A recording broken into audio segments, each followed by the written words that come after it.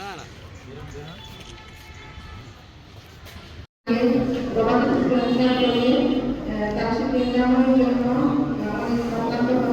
বিভিন্ন জায়গায় ঘুরে দেখতে পাই যে এখন আগের চেয়ে কিন্তু গ্রামীণ অর্থনৈতিক উন্নয়নে দেখা যাচ্ছে প্রাণী সম্পদ অনেক গুরুত্বপূর্ণ অনুষ্ঠান আমাদের সমাজে আছে প্রাণী সম্পদের সাথে সংশ্লিষ্ট যারা আছে তাদের চালানো হয়েছে প্রতিবন্ধকতা এবার একটু ইউনিক যে দেশীয় যাত্রে আমরা যদি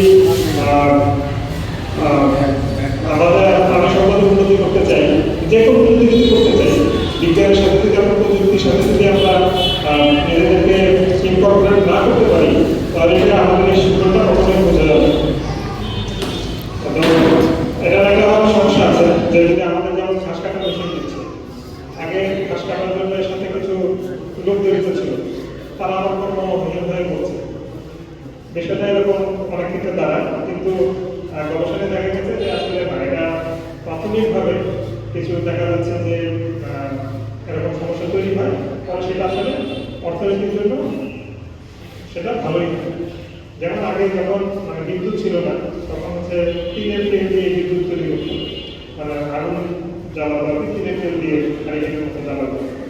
তো তখন এটা সত্যি বিক্রি করতো, টিনের তেল বিক্রি করতো, কেউ গিয়ে সেটাকে হচ্ছে সৌদে দিয়ে আগুন লাগাই দিয়ে আসতে এটা একটা কর্ম ছিল। সেই কর্মটা এখন আর নেই, এখন বৈদ্যুতিক পাওয়া চলে আসছে। তো সেখানে দেখা গেছে যে আগে যে পরিমাণ অর্থনীতির অবস্থা ছিল, এখন দেখা গেছে তার যে কয়েক ট্রিলিয়ন গুণ অর্থনীতি চলে আসছে। আমি তীরের তেলের যে কথাটা বললাম সেই মেসোপটেমিয়া যুগে, সেই এর আগে এই সভ্যতাটা ছিল।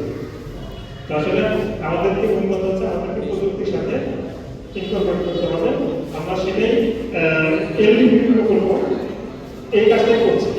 টাইম টু টাইম যে যোগাযোগ অবস্থা, আমি তাদেরকে ধন্যবাদ জানিয়ে পারছি। সেই সাথে উপজেলা প্রশাসনকে ধন্যবাদ জানাতে চাই, বিশেষ করে আমার উপজেলা নির্বাহী কর্মকর্তা মহোদয় এবং উপজেলা স্বাস্থ্য কর্মকর্তা মহোদয়, তারা আমাদেরকে সরকার পেশেন্ট হওয়া মাত্রই এবং কী করতে হবে, কখন কীভাবে কী করতে হবে, এই মেসেজগুলো এই নির্দেশনাগুলো আমাদেরকে দিয়েছেন। বিধায় আমরা যেখানে যখনই কোনো হিউম্যান রোগী পাওয়া